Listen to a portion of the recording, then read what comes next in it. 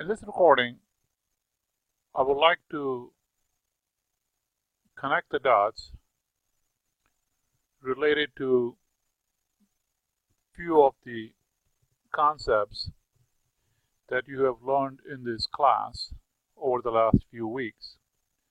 Specifically, ROIC, which is return on invested capital,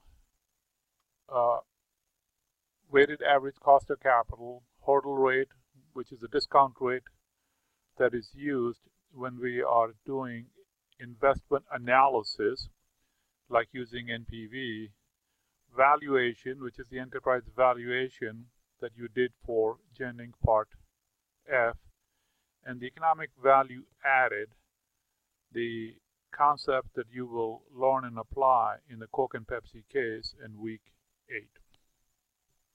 So, agenda for this presentation, I will start out with discussing what are the parameters or the drivers that enhance valuation or the cash, the enterprise valuation, the value of the company. And obviously it is the cash flow. And then what are the components of the free cash flow, and then get into discussing ROIC, WACC, hurdle rate, and economic value added. And much of it you have learned in the last 7 weeks. My goal here as we end the session or the semester is to make you get a good overview, reflect on it, and be able to connect the dots. So, what drives the valuation of a company? There are 2 key parameters that drive it. One is the free cash flow, which you applied in Jennings Part F when you're looking at the valuation of Max Inc. You took each of the components and did the calculation. In this presentation, I will bring back up the formula that you have used in the prior modules. And the other one is the valuation depends upon the relationship between ROIC and weighted average cost of capital, as you learned from one of the Harvard Business case studies, that if ROIC is higher than WACC, then obviously we are adding value, and I will discuss a bit more about that, again, more as a being able to kind of connect these parameters together.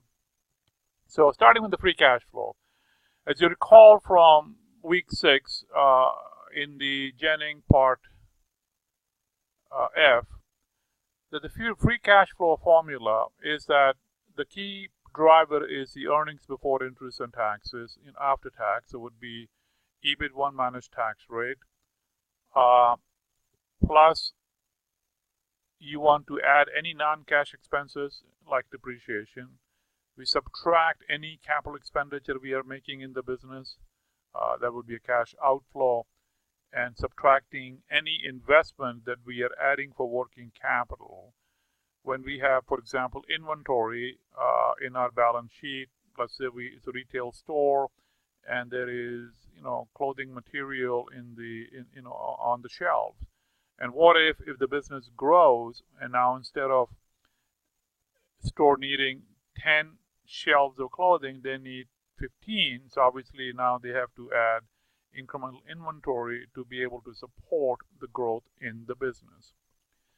So the free cash flow, as you recall from Strategic Connectivity Part 1 presentation, that the free cash flow has components. You have the EBIT times 1 minus tax rate, plus depreciation, which goes into the free cash flow. Higher the EBIT, obviously more profitability we can make. We can increase the free cash flow, which obviously we know free cash flow drives the valuation of the company, so obviously the valuation of the company would be higher. And the EBIT, obviously, as you recall, comes from the income statement. So everything that you have on in the left side of the chart, which is the category that you will be thinking about in terms of the price and the quantity and the labor and the purchase parts and your HR departmental costs and so on. Those are all the categories of cost that eventually obviously will drive the components of the EBIT, which is your sales. You got the cost of goods sold, SG&A, and so on. And so that EBIT goes into calculation cash flow. Now, we cannot do much about the tax rate. So in this particular parameter, what really matters the most is the EBIT. So any strategy, anything as a manager or the leadership of the company, what they're really focusing on all these pieces over here that obviously are all connected to pieces over here.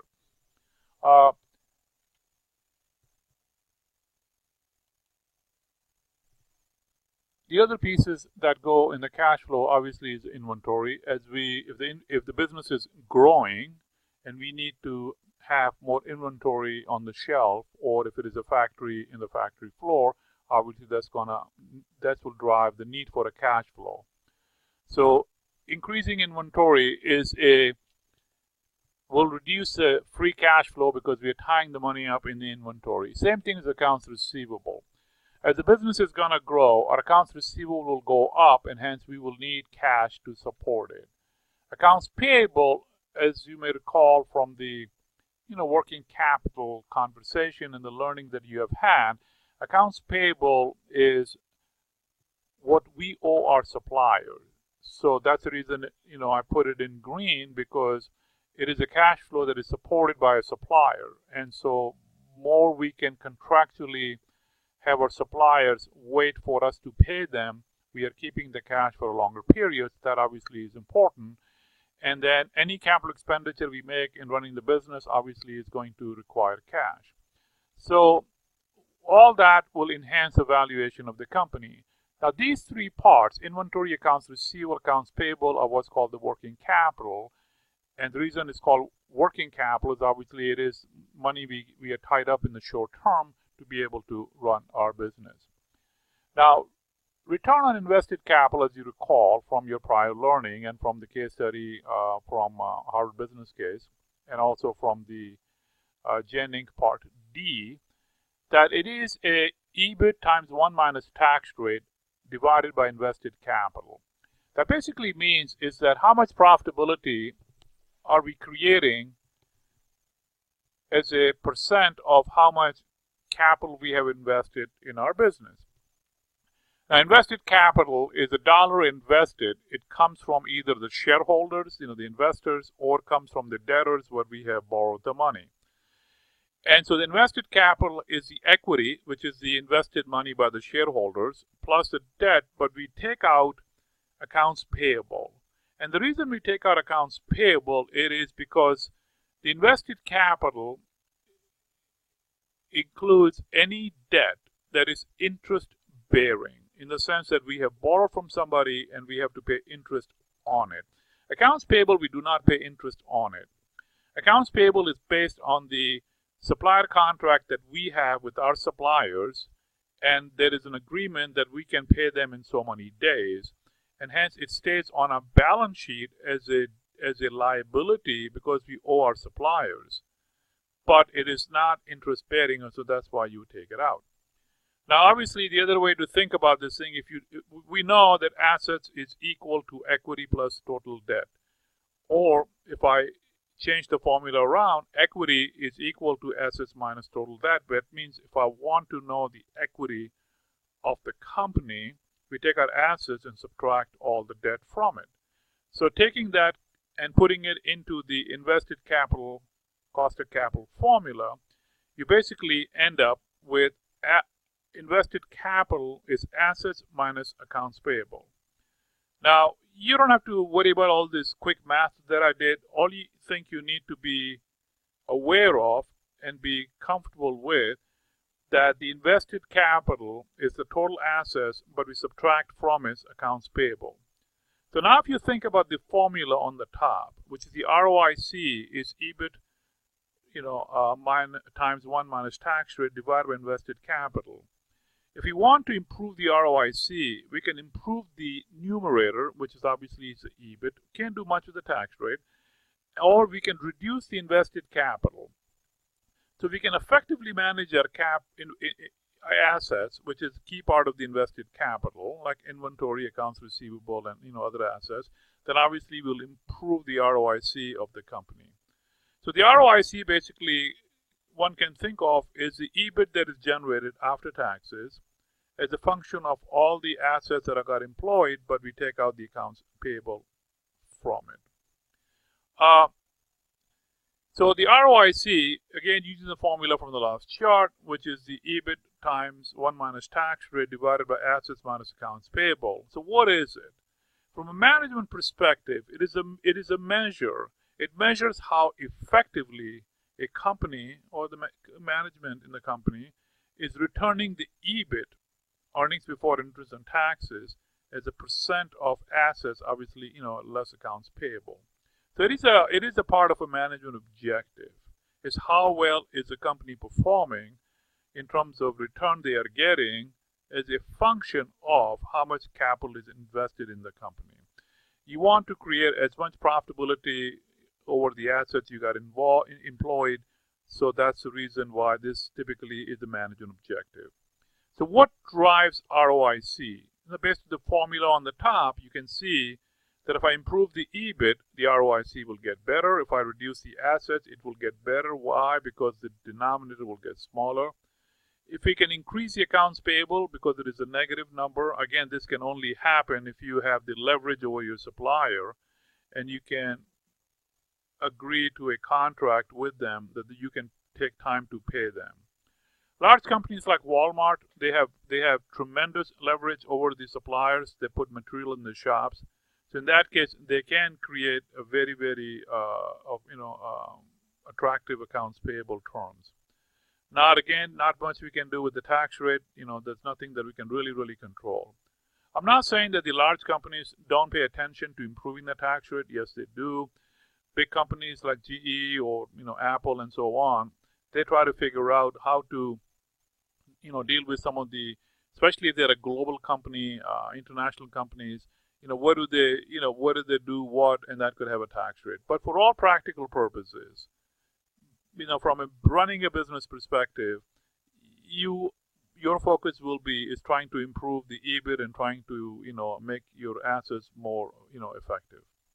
Now let's talk about weighted average cost of capital. So this is the cost of capital. This is basically how much is it costing the company to get money from investors, which are shareholders, and the debtors. So this is what is costing us to get the money to be able to buy our assets from which we create our profits. So as cost of borrowings from the debtor is different, typically it is lower than the cost of equity because investors are taking a much bigger risk, as I talked about it in the WACC video in the earlier week. So the WACC is basically a weighted average, between the cost of debt and the cost of equity. In the short term, there is not much that can be done to lower WACC. Obviously, it will depend on overall economy and cost of borrowing and investors' expectations for the return. Any inherent perceived risk in the business, for example, companies' ability to pay back. So all that will drive the cost of capital. It's similar to if we look at an individual personal FICO score.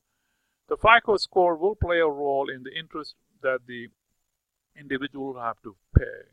In the short run, you just cannot change the FICO, but overall, as the individual's ability to pay on time and do all the right stuff, the FICO score will get better.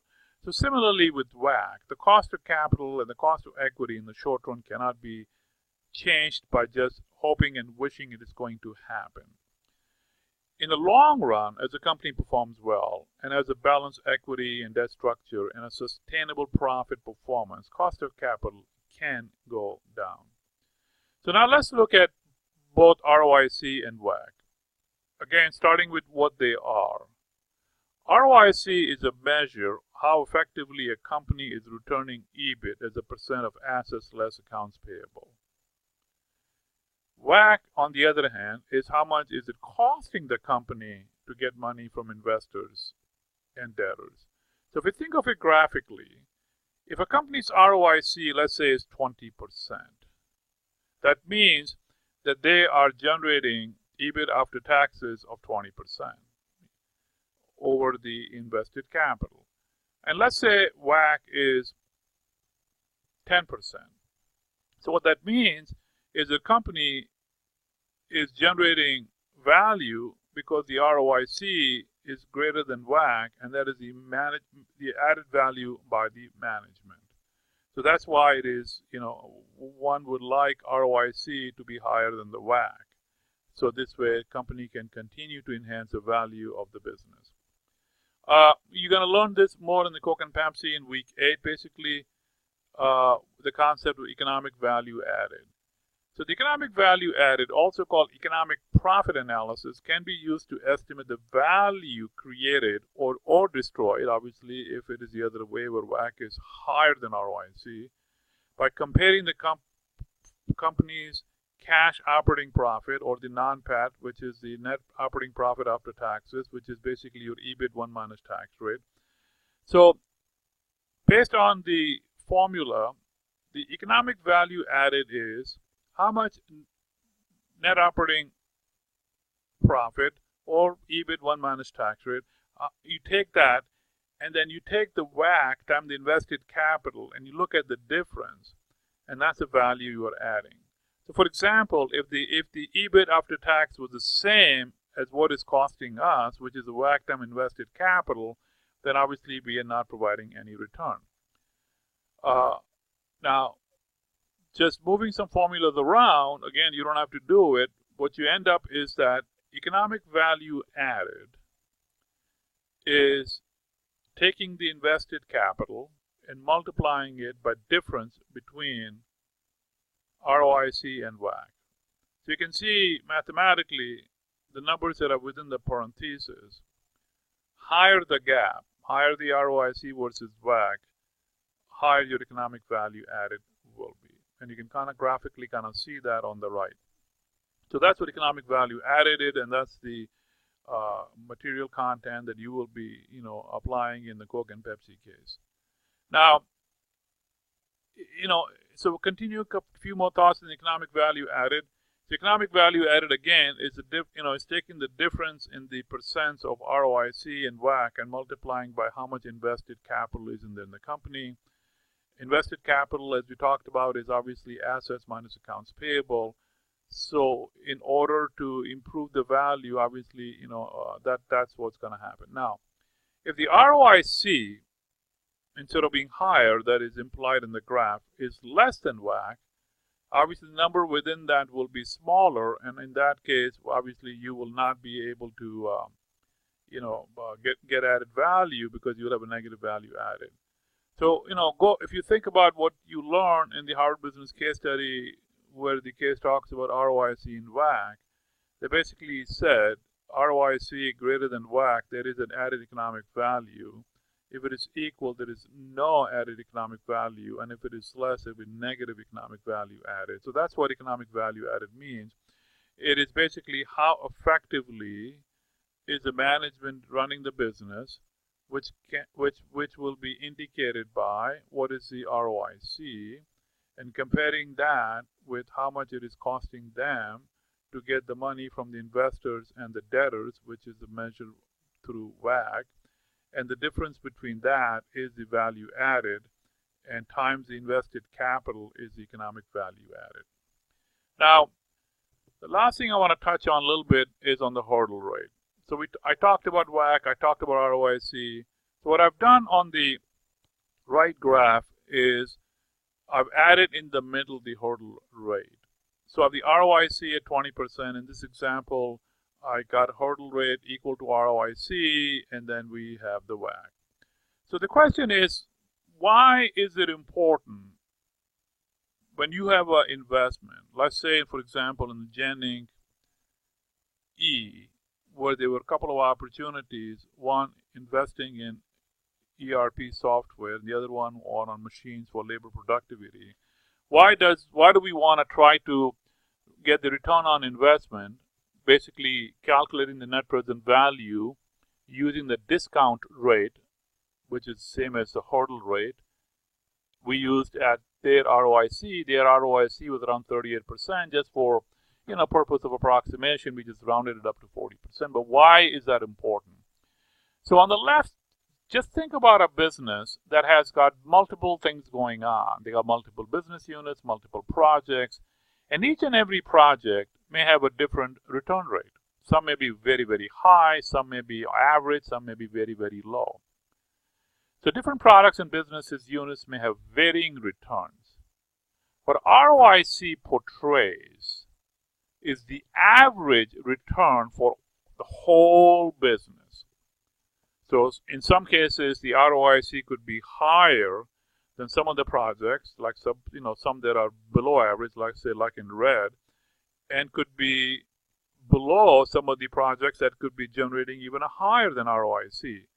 So if we want to do a project, a new investment, we would like to do is that when we plug in into our overall business, it at least generates the average return, which is the ROIC for the business. And that's one of the reasons why the starting point always is that your hurdle rate, which becomes a discount rate calculation for the net present value for your project, like you did with the Gen E, should be ideally at the ROIC.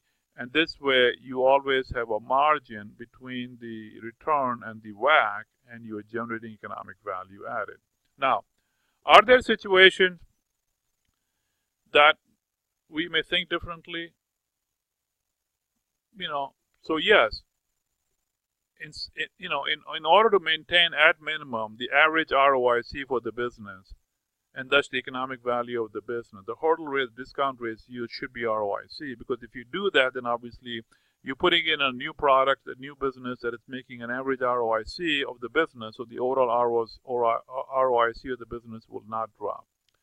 And hence you will have the economic value added that you have been, providing, so far. Now, in situations when company has too much cash on their balance sheet, and typically cash does not make more than 1%, even in a very, very good economy, 2%. And so now you got this idle asset. So remember, invested capital is assets minus accounts payable. So the cash is an asset. And one of the objectives of an asset is to be able to provide economic value. But if you have cash sitting doing nothing, it is not providing an economic value, maybe 1 or 2% interest rate. And sometimes some companies whose ROIC may be high may not be able to find projects that would have a comparable high ROIC. Why would that happen? Typically, you're going to find when the company start up, they are in the growth mode, they have a lot of projects, and hence they can create and invest in new projects that provide pretty high ROIC. When the company starts to get at the mature stage, then they have a difficult time finding projects that can provide that kind of a return. Or sometimes they may have some kind of intellectual property, like a patent, and that patent is giving them a protection, and hence they have a pricing power. But what if the patent eventually expires? Now, obviously, they cannot continue to raise the price. So now they have to lower the price, and they may not be able to make the return, the EBIT, which drives the ROIC. So yeah, in some situations, if you have a lot of cash sitting on the balance sheet, you may consider a project where you're willing to do a discount rate or the hurdle rate less than ROIC, but you still want to be above the WACC. Now the question comes up is, how do we know how much cash is too much cash? Now, obviously, in the Jennings case, there is no information in there about how much, cash or what industry they are in. But in the real world, or if you're looking at any other case study, you can look at their balance sheet and see how much cash they have. Now, absolute value doesn't tell you much, and that's where the ratios come in handy. You can look at the cash of the company, divide that by short-term liability, which is the cash over the short-term liability, and see what the ratio is. Let's say the ratio is 1.5. Cash on the numerator accounts short-term liability, on the denominator you get 1.5. Now, is that 1.5 high, low, average? The way to answer the question is to see what other companies in that industry are doing.